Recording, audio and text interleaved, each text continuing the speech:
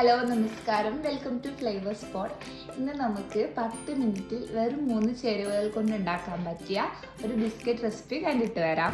മൈദ biscuit റെഡിയാക്കാൻ വേണ്ടിയിട്ട് ആദ്യം തന്നെ നമുക്ക് പഞ്ചസാര ലൈന് റെഡിയാക്കാം. അതിന് വേണ്ടിയിട്ട് ഒരു പാത്രം എടുത്ത് ചൂടാക്കുക. അതിലേക്ക് അരക്കപ്പ് പഞ്ചസാര ചേർത്ത് കൊടുക്കാം.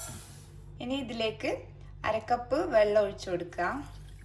ഇനി ഇത് നല്ലോണം മെൽറ്റ് ചെയ്യുന്ന വരെ മിക്സ് ചെയ്ത് കൊടുക്കുക. അപ്പോൾ പഞ്ചസാര ഏകദേശം മെൽറ്റായി വരുമ്പോൾ അതിലേക്ക് 1/4 കപ്പ് നെയ്യ് ഒഴിച്ചു കൊടുക്കുക. ഇനി ഇത് നല്ലോണം മിക്സ് ചെയ്ത് കൊടുക്കുക.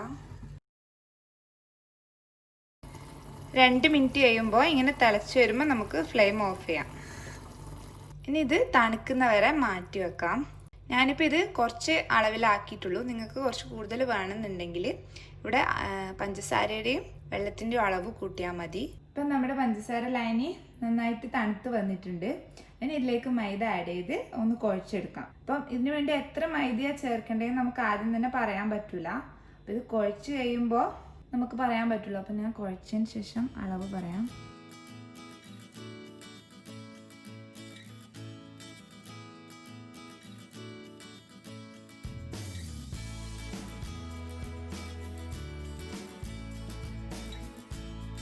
അപ്പം മാവ് റെഡി ആയിട്ടുണ്ട്. അപ്പം ഈ ഒരു പരുവാകുന്നവരെ വേണ്ട മൈദ ചേർത്ത് കൊടുത്താൽ മതി. ഞാനിപ്പം 2 കപ്പോളം മൈദ ചേർത്തിട്ടുണ്ട്. അത് നോക്കി ഓരോരുത്തർ ചെയ്താൽ മതി. ഇനിയിപ്പോൾ ഇത് റെസ്റ്റ് ചെയ്യാൻ വെക്കണമെന്നൊന്നുമില്ല. ഇനി നമുക്കിത് പരത്തിയെടുക്കാം. ഇനി ഓരോ ബോളുകളാക്കി എടുത്ത് ഇത് പരത്തിയെടുക്കാം. പരത്തിയെടുക്കാൻ വേണ്ടിയിട്ട് നമ്മൾ പൊടി ഉപയോഗിക്കരുത്. അഥവാ വേണമെങ്കിൽ നമുക്ക് നെയ്യ് ഉപയോഗിച്ച് പരത്തിയെടുക്കാം.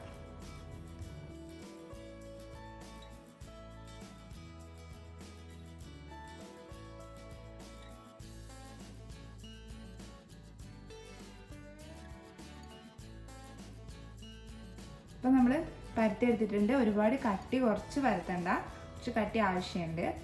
അപ്പം ഏകദേശം ഒരു ചതുരാകൃതി ആകുമ്പോൾ ഞാൻ നിർത്തിയിട്ടുണ്ട്.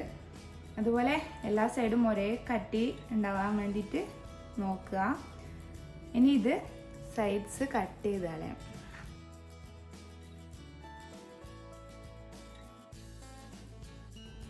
സൈഡ്സ് കട്ട് ചെയ്ത് മാറ്റിയിട്ടുണ്ട്. ഇനി നമുക്ക് ഒരു സ്ക്വയർ ഷേപ്പിൽ കട്ട് ചെയ്തെടുക്കണം, ചെറിയ പീസുകളായിട്ട്. അപ്പം ഈ ഒരു വലിപ്പത്തിൽ ഏകദേശം എല്ലാം ഒരേ വലിപ്പമാകാൻ ശ്രദ്ധിക്കുക. ഞാനിങ്ങനെ കട്ട് ചെയ്തെടുത്തിട്ടുണ്ട്. ഇനി ഇതുപോലെ ബാക്കിയുള്ളതൊക്കെ ചെയ്തെടുക്കാം. ഇനി ഇത് നമുക്ക് ഫ്രൈ ചെയ്തെടുക്കാൻ വേണ്ടിയിട്ട് ഒരു പാത്രം വെച്ച് അതിൽ എണ്ണ ചൂടായിട്ടുണ്ട്. അപ്പോൾ ഇതിലേക്ക് ഓരോന്നായിട്ട് ഇട്ട് കൊടുക്കാം.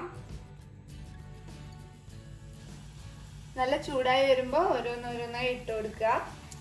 ചൂടായി കഴിഞ്ഞാൽ പിന്നെ ലോ ഫ്ലെയിമിൽ ഇടുക, അല്ലെങ്കിൽ പെട്ടെന്ന് കരിഞ്ഞു പോകാനുള്ള ചാൻസ് ഉണ്ട്. കുറേ ഒരുമിച്ചിട്ട് ഫ്രൈ ചെയ്യാം.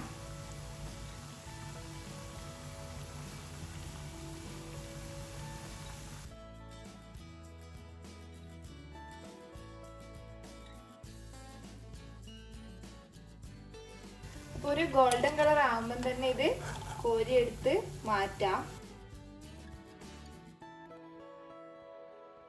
കൂടുതലായിട്ട് വെന്തു പോയാൽ ഉള്ളിൽ കട്ടിയാവും. അതുകൊണ്ട് അത് പ്രത്യേകം ശ്രദ്ധിക്കുക. ഈ ഒരു കളർ ആകുമ്പോൾ തന്നെ എടുത്ത് മാറ്റാം. ഇനി ഇതുപോലെ ബാക്കിയുള്ളതൊക്കെ ഫ്രൈ ചെയ്തെടുക്കാം.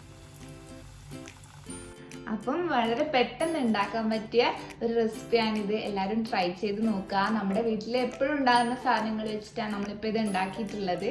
അതുപോലെ ഇത് വേണമെങ്കിൽ ഒരാഴ്ച വരെയൊക്കെ ഒരു ടൈറ്റ് കണ്ടെയ്നറിൽ ഇട്ട് സൂക്ഷിക്കാൻ പറ്റും. അപ്പം നല്ല ടേസ്റ്റിയാണ്. എല്ലാവരും ട്രൈ ചെയ്ത് നോക്കി ഫീഡ്ബാക്ക്സ് അറിയിക്കുക. വീഡിയോ ലൈക്ക് ചെയ്യുക, ഷെയർ ചെയ്യുക. ചാനൽ സബ്സ്ക്രൈബ് ചെയ്യാത്തവർ ചാനൽ സബ്സ്ക്രൈബ് ചെയ്യുക. Thank you for watching.